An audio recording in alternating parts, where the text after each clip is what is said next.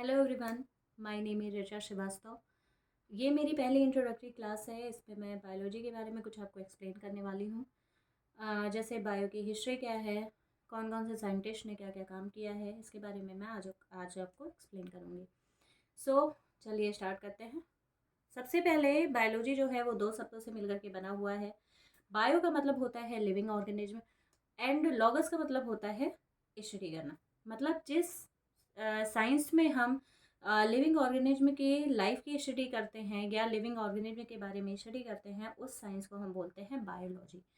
Biology में आज के टाइम में बहुत सारी चीज़ें डेवलप हुई हैं, जैसे बायोटेक्नोलॉजी, बायो केमिस्ट्री, बायोफिजिक्स। आजकल कई टाइप के इसके ब्रांचेज हो गए हैं। लेकिन जब इसका डेवलपमेंट इतना नहीं हुआ था तो उस टाइम पे सिर्फ किस तरह के ऑर्गेनिज्म है या उनकी डाइवर्सिटी है, ऐसा बताया गया था। लेकिन उसको कम्प्लीटली पूरी तरीके से एक्सप्लेन नहीं किया गया था। तो अगर इससे रिलेटेड बात करें तो सबसे पहले बायोलॉजी के जो फादर हैं, फादर ऑफ बायोलॉजी जिन्हें बोलते हैं, वो अरिस्टोटल हैं। अरिस्टोटल ने डाइवर्सिटी ऑफ लाइफ के बारे में बताया। फिर डाइवर्सिटी ऑफ लाइफ के बारे में जब उन्होंने बताया तो उनके सक्सेसर आए, जिनका नाम था थियोफ्रेस्टस। थियोफ्रेस्टस ने प्लांट के बारे में स्टडी किया, प्लांट में कौन कौन से स्पीसीज हैं या उनके बारे में कई स्टडी किया। फिर उससे रिलेटेड फिर एक साइंटिस्ट और आए थे, लीनियस, जिन्होंने प्लांट के क्लासिफिकेशन किया। वो आगे मैं आपको बताऊंगी क्लासेज में। फिर उसके बाद जब डेवलपमेंट स्टार्ट हुआ तो उस डेवलपमेंट के लिए जिस चीज़ की ज़रूरत थी वो थी माइक्रोस्कोप की। और वो सबसे बड़ा जो डिस्कवरी था वो किया था एंटोनी वॉन ल्यूवेनहॉक ने। एंटोनी वॉन ल्यूवेनहॉक ने माइक्रोस्कोप की डिस्कवरी किया, जिसकी वजह से बहुत सारी चीज़ें बायो में पॉसिबल हो सकें। जैसे बहुत सारे ऐसे ऑर्गेनिज्म थे इन्वायरमेंट में जिनके बारे में लोगों को नॉलेज नहीं थी, जो कि हमारे नेकेड आई से दिखाई नहीं देते थे, जबकि वो हमारे इन्वायरमेंट में रह करके हमारी बॉडी पर हार्मफुल और एंड बेनिफिट दोनों तरह के इफेक्ट डालते थे। तो इन ऑर्गेनिज्म की स्टडी आसान हो गई, जैसे बैक्टीरिया, वायरसेस, स्पर्मेटोजोआ, फंजाई, इन सारी चीज़ों की स्टडी आसान हो गई। फिर उसके बाद जब माइक्रोस्कोप की स्टडी हो गई तो एक साइंटिस्ट थे जिनका नाम था जैन। इन्होंने माइक्रोस्कोप की स्टडी से डिसेक्शन और स्टेनिंग जो टेक्निक्स होती है उन चीज़ों को डेवलप किया। और इस साइंस की ये जो ब्रांच है, बायोलॉजी की ये जो ब्रांच है, इसे बोलते हैं एंटोमोलॉजी। मतलब इस ब्रांच में हम क्या करते हैं कि जो भी ऑर्गेनिज्म होते हैं उनके छोटे छोटे पीसेज करके, मतलब उनका उनका उनको छोटे छोटे पीसेज में करके उनको डिसेक्शन, उसी प्रोसेस को डिसेक्शन कहा जाता है। तो उनको माइक्रोस्कोप के अंडर रख करके फिर उनकी स्टडी की जाती है। मतलब उनके सेल्स की स्टडी जब की जाती है तो उस चीज़ को डिसेक्शन और एंटोमोलॉजी का नाम दिया जाता है। फिर आता है सेल, जो अभी मैंने नाम लिया है कि सेल क्या है। तो सेल की डिस्कवरी कैसे हुई, क्या है ये सेल, या सेल फंक्शनिंग क्या करता है, हमारी बॉडी में इसका क्या रोल है, ये सारी चीज़ें मैं आपको बताने जा रही हूँ। सबसे पहले सेल की डिस्कवरी हुई थी। माइक्रोस्कोप की जब डिस्कवरी हुई तो उसके बाद से बहुत सारी चीज़ें पॉसिबल हो सकी, जैसे सेल की डिस्कवरी। जब माइक्रोस्कोप की डिस्कवरी हुई तो उसके बाद रॉबर्ट हुक ने, जो कि साइंटिस्ट थे, उन्होंने 1665 में क्या किया, सेल की डिस्कवरी किया। उन्होंने ये बताया कि सेल जो है, सेल का जो स्ट्रक्चर होता है वो हनी बी कॉम लाइक होता है।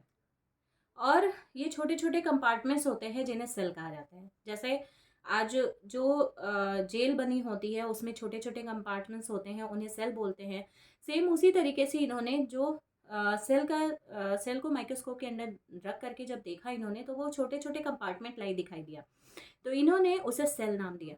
और सेल जो है, इसकी कंप्लीट स्टडी जो किया था वो किसने किया था, स्लीडन एंड स्वान ने। इन्होंने, स्लीडन एंड स्वान जो साइंटिस्ट थे, इन्होंने क्या किया, सेल थ्योरी दिया था और उन्होंने सेल के बारे में डिटेल स्टडी किया।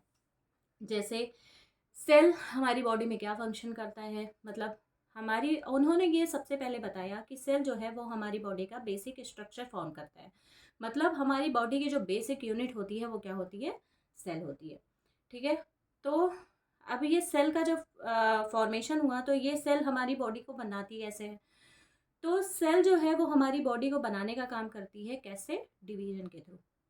जब सेल डिवाइड होगी, 1 बाय 1 डिवीजन होता है, जैसे एक सेल से 2 सेल बना, 2 से 4 सेल बना, 4 से 8 सेल बना, इस तरीके से पूरी एक बॉडी फॉर्म हो जाती है। सबसे पहले जब हमारी बॉडी डेवलप होना शुरू होती है तो मदर के वर्म में जो बच्चा डेवलप करता है वो सबसे पहले एक सेल के फॉर्म में ही ग्रो करता है, जिसे हम क्या बोलते हैं, जाइगोट बोलते हैं।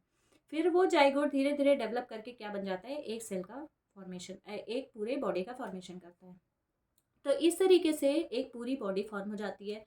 धीरे धीरे सेल की स्टडी जब हुई तो बाद में और भी साइंटिस्ट आए, जैसे लैमार्क एंड डार्विन आए थे, उन्होंने इवोल्यूशन के बारे में बताया। इवोल्यूशन का मतलब क्या है कि धीरे धीरे किस तरीके से हम डेवलपमेंट की तरफ आगे बढ़े। जैसे सबसे पहले अर्थ पर डायरेक्ट सेल तो आया नहीं होगा, पहले कुछ प्रोसेजेज हुए होंगे जिसकी वजह से सेल का फॉर्मेशन हुआ, और फिर उसके बाद बॉडी का फॉर्मेशन हुआ। तो सबसे पहले अर्थ पर जो ऑर्गेनिज्म आए थे उन्हें बोला जाता है यूनिसेलुलर। यूनिसेलुलर का मतलब होता है, यूनि का मतलब होता है एक, और सेलुलर का मतलब होता है सेल। मतलब जिनकी बॉडी एक सेल से बनी होती है उन्हें यूनिसेलुलर बोला जाता है। तो सबसे पहले अर्थ पर यूनिसेलुलर आए, फिर जैसे जैसे इवोल्यूशन होता गया यूनिसेलुलर से मल्टीसेलुलर का फॉर्मेशन हो गया। फिर मल्टीसेलुलर ऑर्गेनिज्म जब बने तो उन्हीं ऑर्गेनिज्म में बहुत सारी डाइवर्सिटी दिखाई दी। जैसे सबसे पहले प्रोटोजोन्स आए थे, फिर उसके बाद और ऐसे डेवलपमेंट होते होते डायरेक्ट कहाँ तक पहुँचे, हम मैमलिया तक पहुँचे। ये मैं आगे चल के आपको बताऊंगी। फिर उसके बाद जब डेवलपमेंट हुआ बायोलॉजी का, माइक्रोस्कोप के डिस्कवरी के बाद ही डेवलपमेंट स्टार्ट हुआ था। फिर उसके बाद क्या हुआ कि फिर अब ये क्वेश्चन उठता है कि बॉडी जो है वो बनी तो, लेकिन एक बॉडी कैसे, जैसे सेम स्पीसीज है तो उनकी बॉडी कैसे सिमिलर होती है, उनके कैरेक्टर्स कैसे सिमिलर होते हैं। तो ये क्वेश्चन जब उठा तो उसके बाद उस पर रिसर्च होना स्टार्ट हुआ।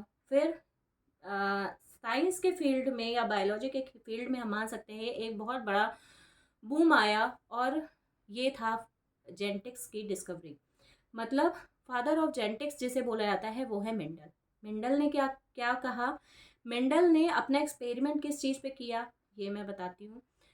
मेंडल ने अपना एक्सपेरिमेंट किया था मटर के पौधे या पी प्लांट पे किया था, और उन्होंने पी प्लांट पे रिसर्च करने के बाद ये बताया था कि जनरेशन बाय जनरेशन जो है वो करेक्टर्स ट्रांसमिट होते हैं, और यही करेक्टर्स जो है वो जनरेशन बाय जनरेशन एक करेक्टर्स को दूसरे करेक्टर्स तक पहुंचाने का काम करते हैं। लेकिन उन्होंने ये नहीं बताया कि ये करेक्टर्स जाते किस चीज़ के थ्रू हैं।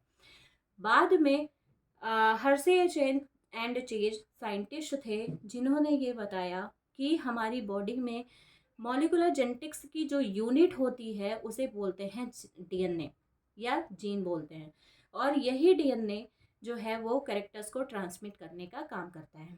अब डीएनए होता क्या है, तो ये मैं आगे चल के जैसे जैसे क्लासेज आगे आएंगी मैं आपको एक्सप्लेन करते चलूँगी। लेकिन अभी मैं थोड़ा सा बता देती हूँ इसके बारे में कि डीएनए होता क्या है। डीएनए जो है वो एक जेनेटिक मटेरियल है, और इसका फुल फॉर्म जो होता है वो डीऑक्सी राइबोन्यूक्लिक एसिड होता है। लगभग 99.9% डीएनए का जो स्ट्रक्चर होता है वो ऑल ऑर्गेनिज्म में, जैसे ह्यूमन एक स्पीसीज के जो ऑर्गेनिज्म होते हैं उनमें सेम होता है।